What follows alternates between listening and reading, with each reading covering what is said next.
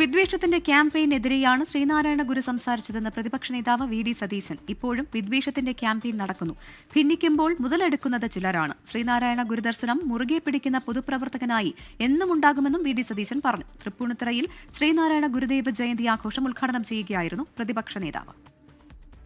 മതത്തിന്റെ പേരിൽ, ജാതിയുടെ പേരിൽ മനുഷ്യനെ തമ്മിലടിപ്പിക്കരുത്. സത്യത്തിൽ അദ്ദേഹം പോരാടിയത് വിദ്വേഷത്തിന്റെ ക്യാമ്പയിനെതിരായി. വിദ്വേഷത്തിന്റെ പ്രചരണമാണെന്ന് നടന്നിരുന്നത്.